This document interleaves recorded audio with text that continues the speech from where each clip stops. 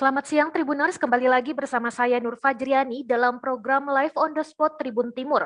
Program ini menayangkan live on the spot bersama jurnalis Tribun dari berbagai daerah. Hari ini saya sudah tersambung langsung dengan dua jurnalis Tribun di Kabupaten Baru dan juga Sinjai. Dimulai dengan berita tentang destinasi eduwisata Aqualife Unhas yang berbasis pendidikan dan tempat liburan. Bagaimana kondisi destinasi tersebut? Sudah ada rekan kami, Uul yang akan melaporkan langsung dari Baru. Baik Uul. Iya, Mbak Tirin. Bagaimana kondisi terkait destinasi tersebut di Kabupaten Baru? Saat ini telah hadir destinasi eduwisata di Kabupaten Baru. Tempat wisata ini digagas oleh Unhas. Jadi di sini kita bisa berwisata sambil belajar, ataupun sebaliknya kita bisa belajar sambil berwisata. Jadi saat ini saya sedang berada di salah satu spot wisata di eduwisata ini, yaitu di hutan mangrove.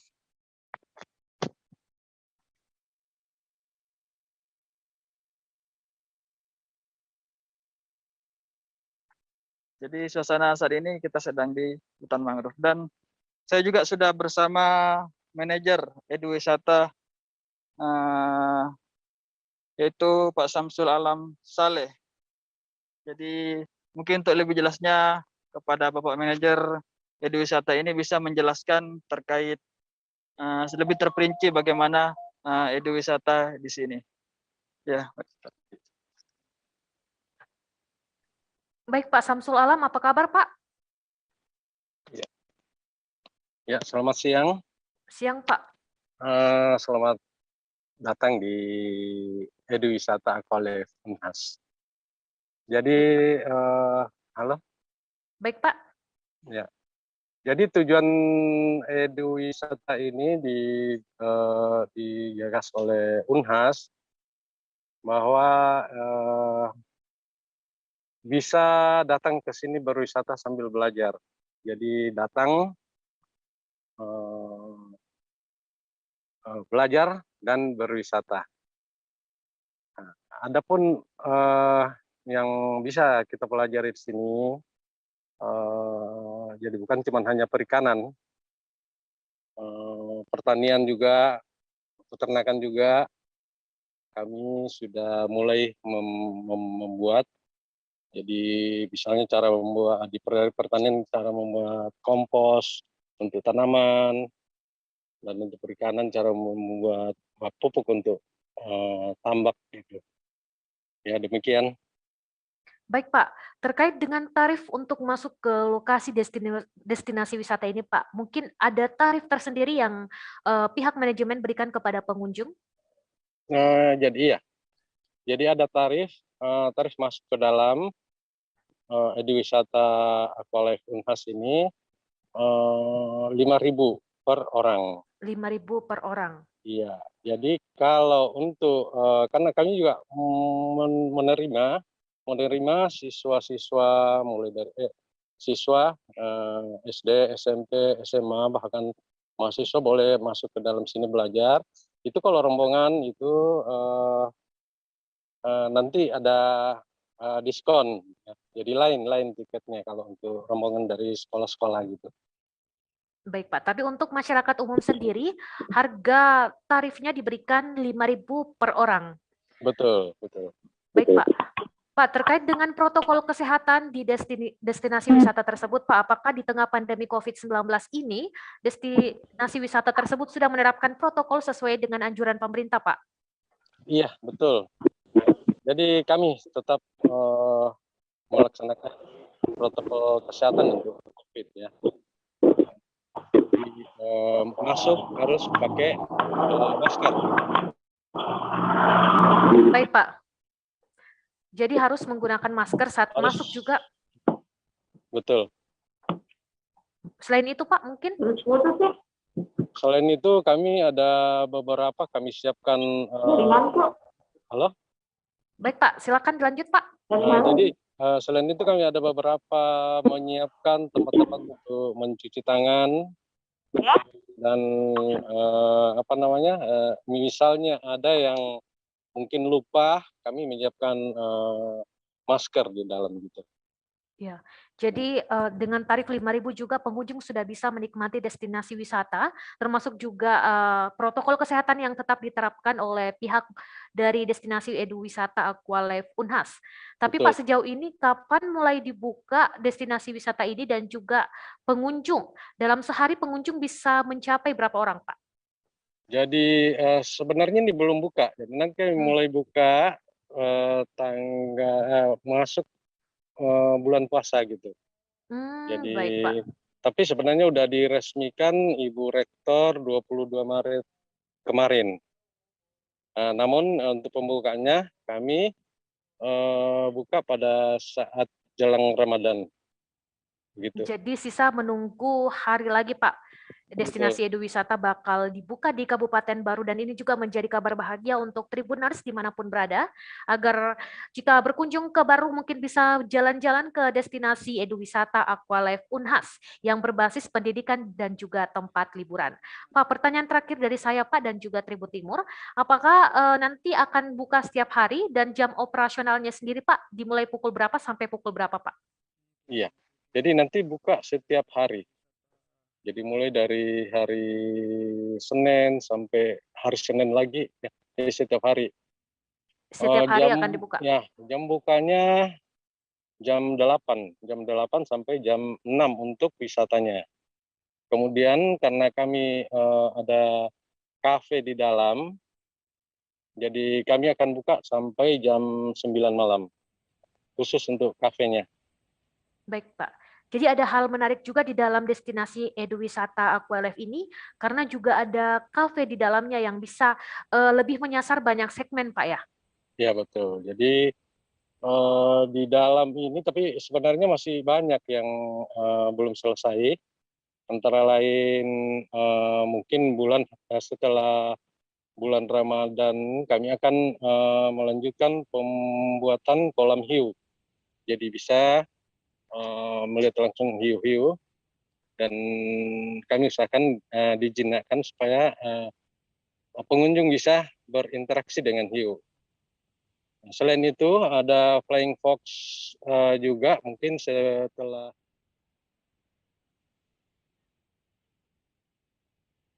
rencana kami akan laksanakan juga. Baik, Pak. Jadi destinasi edu wisata ini ternyata memiliki banyak keunikan Tribuners, termasuk juga menyasar berbagai segmen, apalagi juga di dalamnya sudah ada kafe yang nantinya akan tutup pukul 9, sedangkan destinasi wisatanya sendiri akan tutup pukul 6 waktu Indonesia Tengah. Termasuk juga nanti bakal ada destinasi tambahan lagi di dalamnya, hal-hal unik seperti ikan hiu yang telah dijinakkan, kemudian flying fox, dan beberapa destinasi lainnya yang akan juga membuat edu wisata Aqualife Unhas sendiri menjadi lebih menarik. Baik Pak Samsul Alam dan juga Uul, terima kasih sudah mengabarkan langsung dari Baru dan juga saya ucapkan selamat kembali bertugas.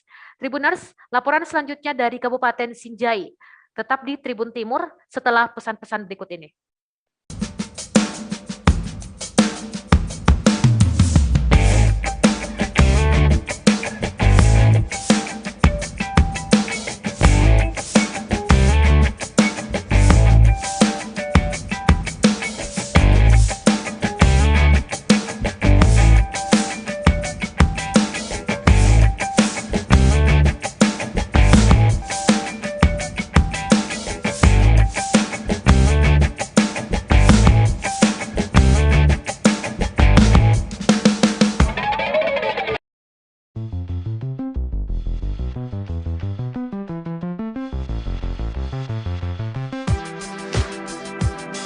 Jalan-jalan ke pantai, atau menaiki puncak gunung, melihat dataran indah, dan membayangkan lukisan alam Tuhan yang menakjubkan akan tersaji dalam sebuah liputan menarik juga eksklusif.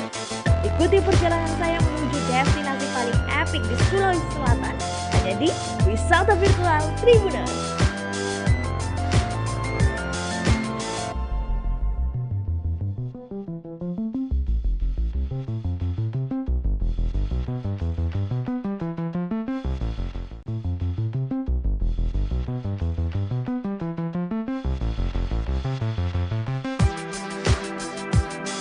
jalan-jalan ke pantai, atau menaiki puncak gunung, melihat dataran indah, dan membayangkan lukisan alam Tuhan yang menakjubkan akan tersaji dalam sebuah liputan menarik juga eksklusif.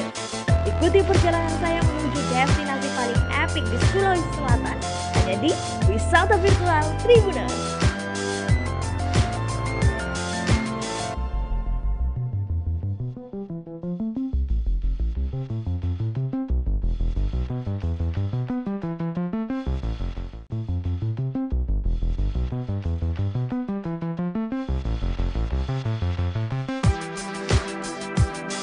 Jalan-jalan ke pantai, atau menaiki puncak gunung, melihat dataran indah, dan membayangkan lukisan alam Tuhan yang menakjubkan akan tersaji dalam sebuah liputan menarik juga eksklusif. Ikuti perjalanan saya menuju destinasi paling epik di Sulawesi Selatan, hanya di Wisata Virtual Tribuners.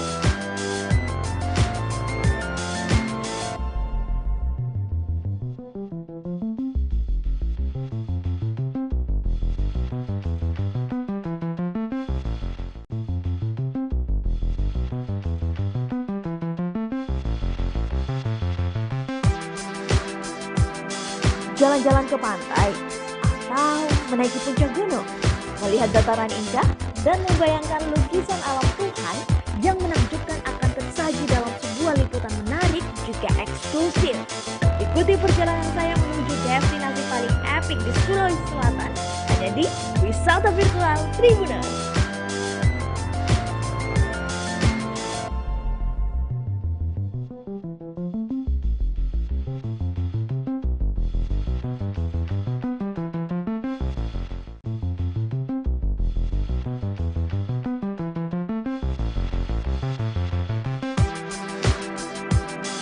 Jalan-jalan ke pantai, atau menaiki puncak gunung, melihat dataran indah, dan membayangkan lukisan alam Tuhan yang menakjubkan akan tersaji dalam sebuah liputan menarik juga eksklusif.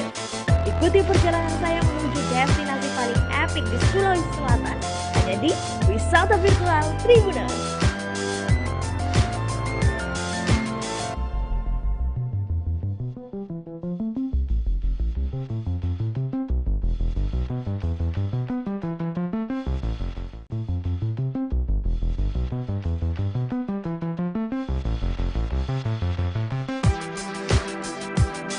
Jalan-jalan ke pantai, atau menaiki puncak gunung, melihat dataran indah, dan membayangkan lukisan alam Tuhan yang menakjubkan akan tersaji dalam sebuah liputan menarik juga eksklusif. Ikuti perjalanan saya menuju destinasi paling epik di Sulawesi Selatan, hanya di Wisata Virtual Tribuners.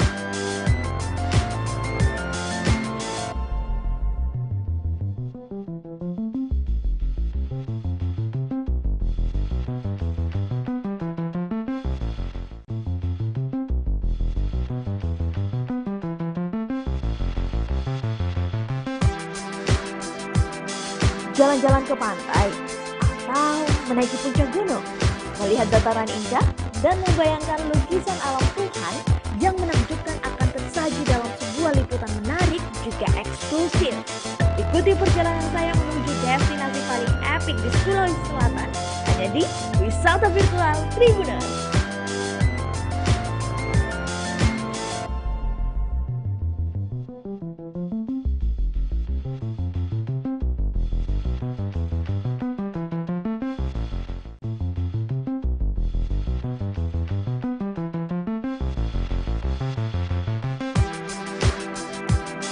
Jalan-jalan ke pantai, atau menaiki puncak gunung, melihat dataran indah, dan membayangkan lukisan alam Tuhan yang menakjubkan akan tersaji dalam sebuah liputan menarik juga eksklusif.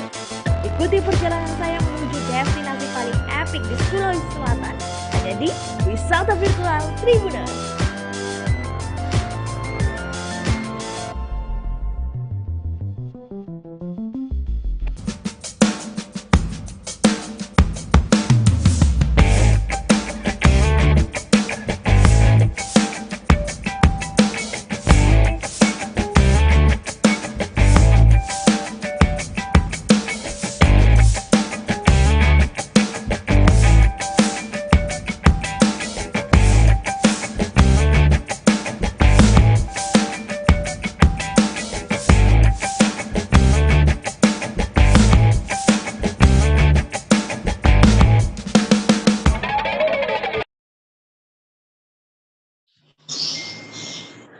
Tribuners, terima kasih masih bersama Tribun Timur. Dan berita selanjutnya tentang pembukaan rekrutmen bakal calon legislatif milenial Partai Gelora Kabupaten Sinjai. Sudah ada rekan kami, Samba, yang akan melaporkan langsung dari Kabupaten Sinjai. Baik, Samba. Baik, terima kasih. Pertama, Assalamualaikum warahmatullahi wabarakatuh. Selamat siang bagi pemirsa Tribuners dimanapun Anda berada. Bahwa saat ini saya Syamsul Bahri, reporter Tribun Timur, sedang berada di Sekretariat Partai Gelora Kabupaten Sinjai, tepatnya di Jalan Sultan Isma, Kecamatan Sinjai Utara. Saat ini Partai Gelora di Kabupaten Sinjai menarik banyak perhatian bagi masyarakat di daerah ini. Sebab partai ini sedang membuka atau rekrutmen calon anggota legislatif dari kalangan milenial. Yang mana kita ketahui bahwa partai ini merupakan partai yang sangat muda sekali termasuk di Kabupaten Sinjai. Dan seperti apa persyaratan yang akan disampaikan atau diharuskan kepada pengelola Partai Gelora Kabupaten Sinjai. Di samping saya ini ada Pak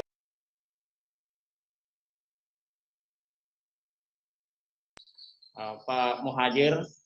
Selamat siang Pak Muhajir. Iya Pak Samba. Baik, Pak Muhajir. Apa kabar, Pak? Baik, Alhamdulillah. Saya ingin menyampaikan kepada pemirsa Tribun News dimanapun Anda berada.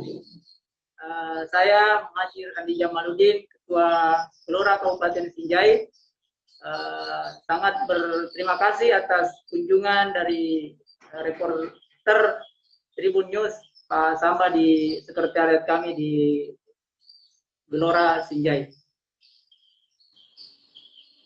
Baik, Pak. Boleh kami tahu bahwa bagaimana saat ini update terbaru tentang perekrutan calon legislatif milenial Partai Gelora Kabupaten Sinjai, Pak? Ya, baik.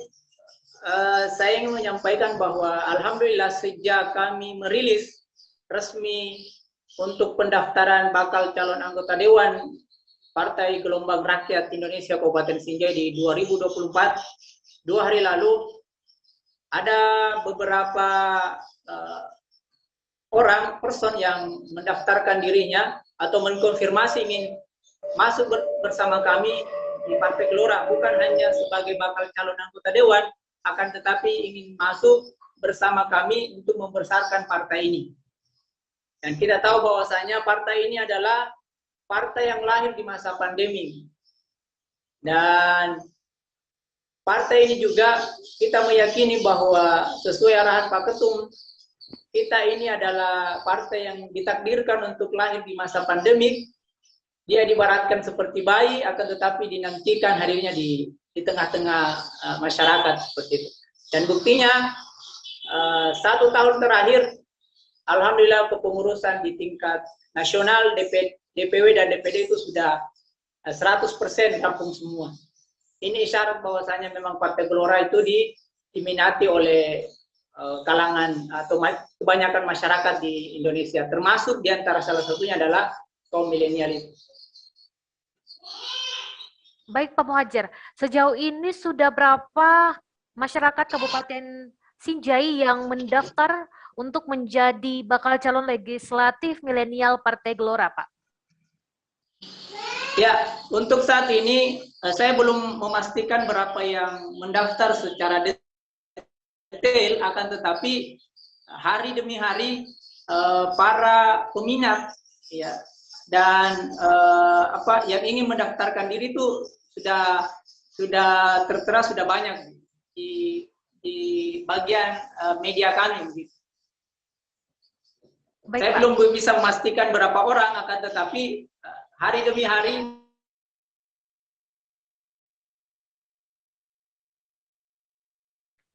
Baik, Tribuners, mungkin sambungan dari Kabupaten Sinjai mengalami gangguan. Saya hubungkan kembali. Baik, Pak Muhajir, bisa mendengar suara saya?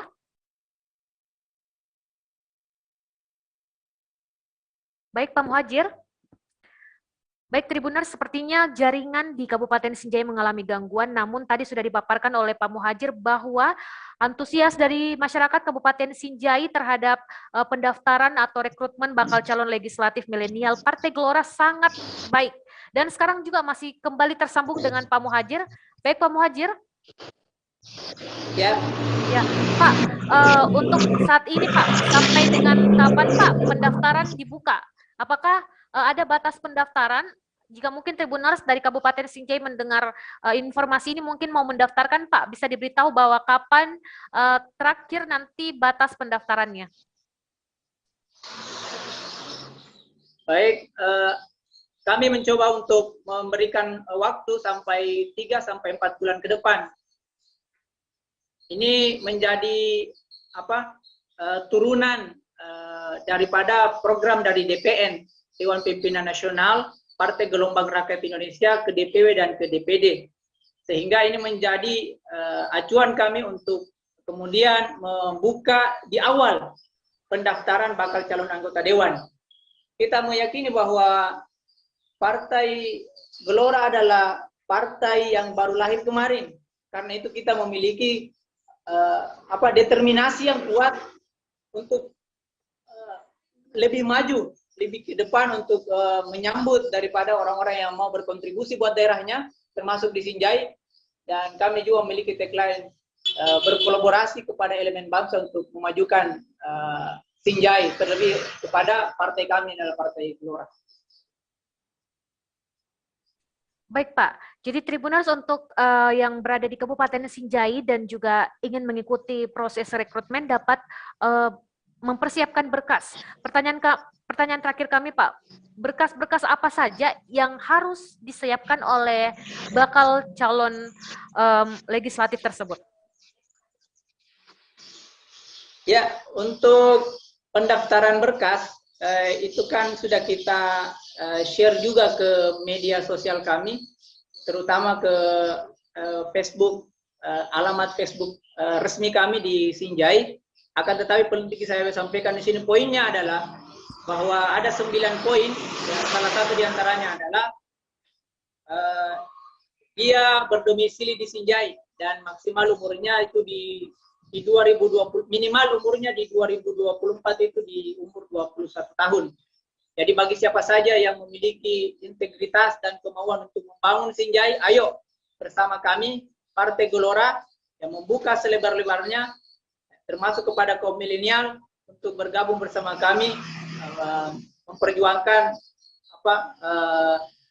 hak-hak atau kesejahteraan di Kabupaten Sinjai bersama Gelora. Baik Pak Muhajir, terima kasih atas informasi dan juga waktunya mengabarkan langsung dari Sinjai, dan terima kasih untuk rekan saya Samba di Kabupaten Sinjai, dan selamat kembali bertugas. Tribuners, itu tadi dia laporan dari Sinjai dan juga Kabupaten Baru. Itu tadi dia laporan langsung live on the spot Tribun Timur, dan sampai jumpa pada live selanjutnya. Saya Nur Fajriani undur diri.